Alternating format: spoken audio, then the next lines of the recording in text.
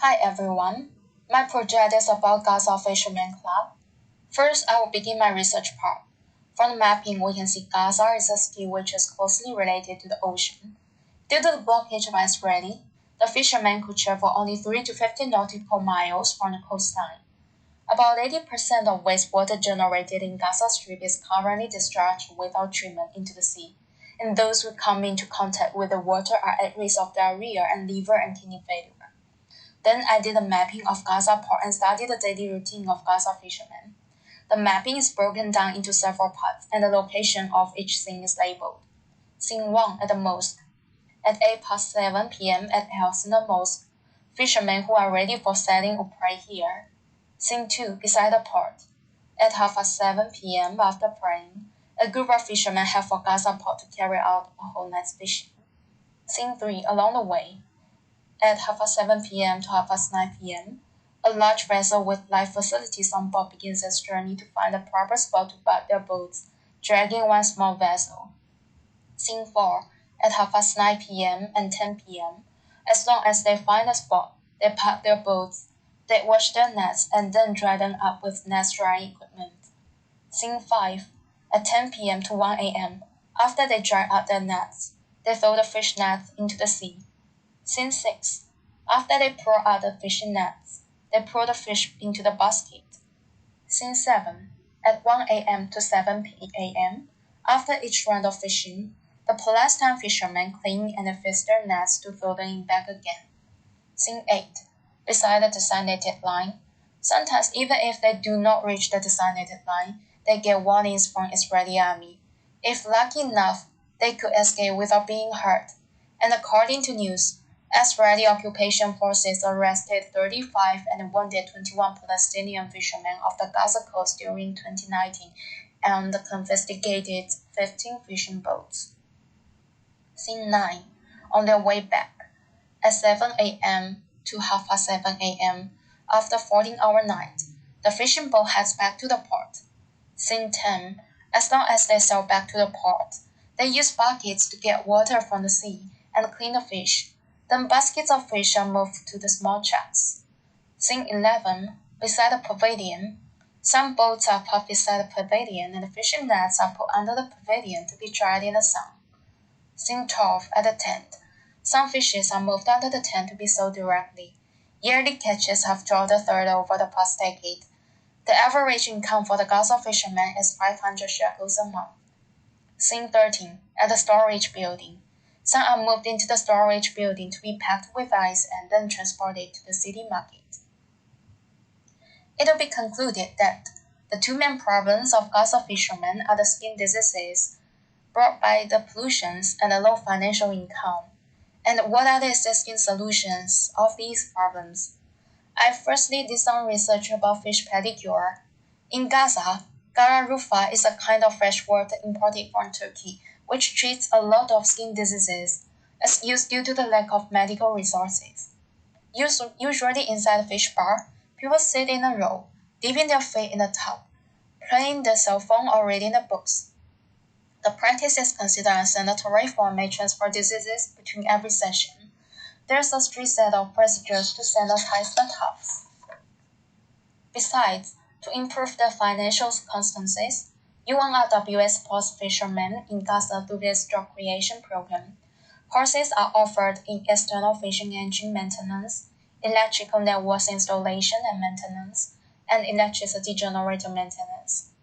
The training not only helps them to save their maintenance fees, but also provides them with other job opportunities.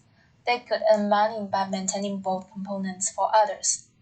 I did some research about the outboard engine, marine generator, and electrical networks to figure out their sizes and what kind of space is needed to hold them. Based on the research above, my project Gaza Fishermen Club is the combination of Dr. Fish Clinic and boat school to improve their daily life on two aspects, financial circumstances and health condition. Consequently, such project creates new relationship between human, boat, and fish. As for the site chosen, it's better to locate public building where public transportation is good, so my chosen areas near the main road and transportation interchange. As for the operation of Gaza Fishermen Club, in the beginning, UNRWA will be in charge of the management and raising funds for the club. Gradually, the management skills will be taught to the fishermen. Finally, the club is supposed to be taken over by the fishermen. As for the schedule, there are 2 sessions of long-term training and 1 session of short-term training during the year. For the space design, I put the pedicure area in the middle and maintenance workshop in the surrounding, and the columns are used to divide the space so as to create view connection. There's a courtyard in the middle of the building which follows the rule that traditional Palestine courtyard is situated in the middle of an octagonal building. Around the courtyard is the indoor fish pedicure area.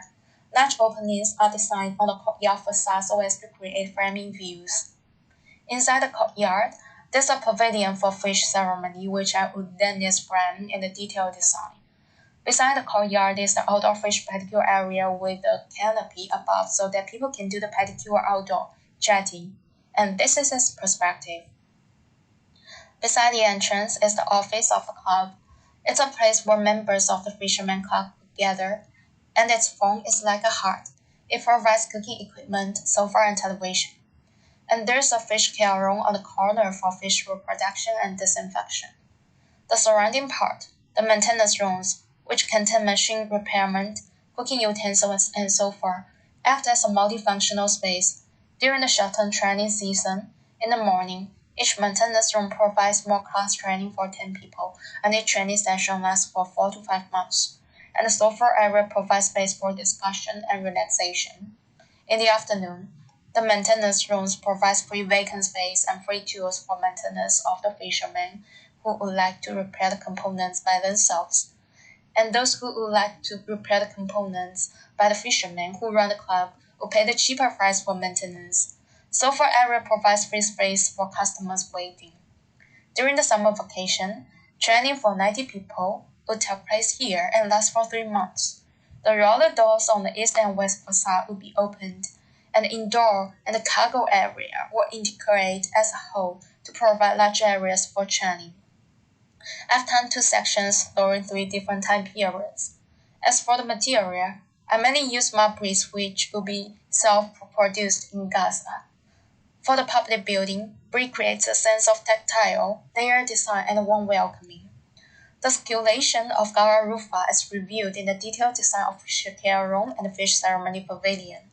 After the fish pedicure, the staff will use basins to transfer the fish into the tank, which is ready for disinfection. Chemicals will be added into the tanks and leave at least for half an hour for disinfection purposes. Every spring during the breeding season, staff will put adult fish into the transfer tank and 8 jugs into the tank for anesthesia purpose. After anesthesia, Gaza Rufa will be transferred into the reproduction platform and reproduced artificially. After spice come out of the eggs, they will be put into the tanks nearby. As soon as they grow up, they will take their responsibility of pedicure. Here's the section showing the fish care room. For Gaza only has 3 to 4 hours of electricity supply every day. There are limited sessions of fish pedicure each day, with 1 session lasts for half an hour. So during the rest time after disinfection, fish are put into the fish rest tank in the courtyard. For human skin does not contain nutrients they need, they will be fed for at least 3 times a day here. Here inside the pavilion in front of the tank, people can do the fish ceremony to express their thankfulness to Gaza Rufa. The pavilion uses Mr. Brick's construction method to create a sense of lightness and transparency. As for the landscape design, Winter's wheel, which represents endurance, is planted in the middle of the courtyard, and almond trees, which represent joy, is selected as the outdoor plant. The same pavement is used on the corner of the site and the neighborhood to create a signal of welcoming. The cargo area is surrounded by walls to create a sense of intimacy.